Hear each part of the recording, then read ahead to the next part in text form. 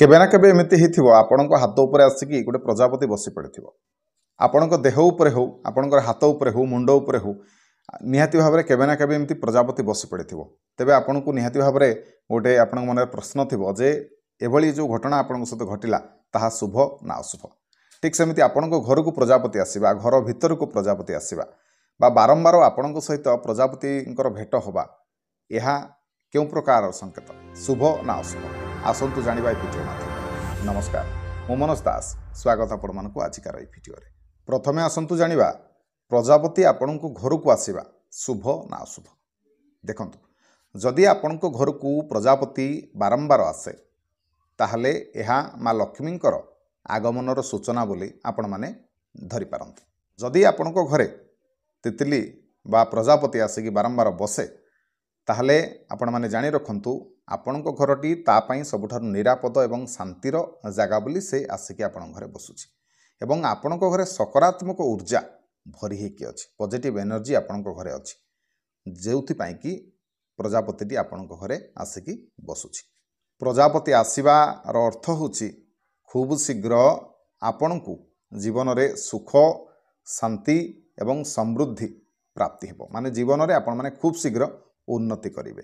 प्रजापतिर ता देहटी होछि रंगीन देह माने ता परटी रंगीन भारी सेथिपई आपण को मध्य लाइफ रे एभली किछि खूब शीघ्र खुशी एवं उन्नति प्राप्ति हेबो।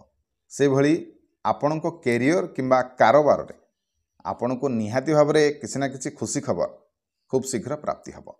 से भली जदि आपण को दुकान को जदि आपण दुकान करछन्ते दुकान को बारंबार प्रजापति आसे आसिकी बसे ताहले जानि रखंतु खूब शीघ्र आपणकर जीवनर दिग बदली जीवो।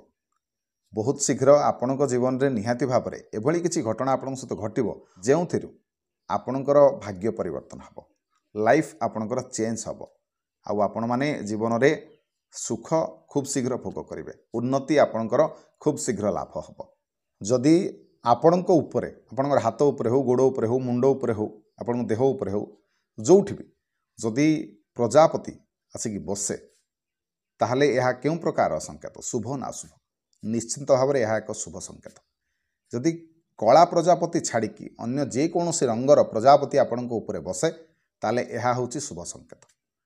तेबे यह क्यों सब संकेत दे था ना खूब शीघ्र आपणकर जीवन में आपन को उन्नति मिल। जदि आपण चाकरी पाई ना हुए तो आपन खूब शीघ्र कर्मक्षेत्र बा चाकरीटे मिल पारे। जदि आपण माने बेपार करुछन्ती बेपार रे आपनकर उन्नति हेबो।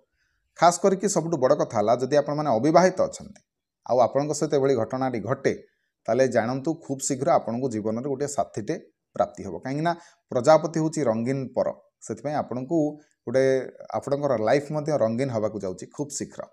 देखो जदि थरे अधे ये सब घटना आपण सहित घटे ताहले तो चलिबो किंतु जदि बारंबार एकाधिक समय आपण सहित ये सब घटना मान घटुची ताहले निश्चिंत भाव में यह किछि ना किछि संदेश आउ ये जो घटना मु सब कहली ये सब घटना मान हुए तो आपण सहित खूब शीघ्र घटी पारे।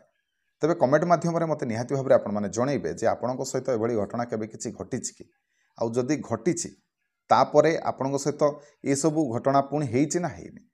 तेज आशा करुँची आजिकार ये भिडियोटी आपको निश्चय भल लगी जदि भिडियो भल लगी था तेज भिडियो को लाइक करेंगे शेयर करेंगे चैनल को सब्सक्राइब करेंगे। रही जय जगन्नाथ।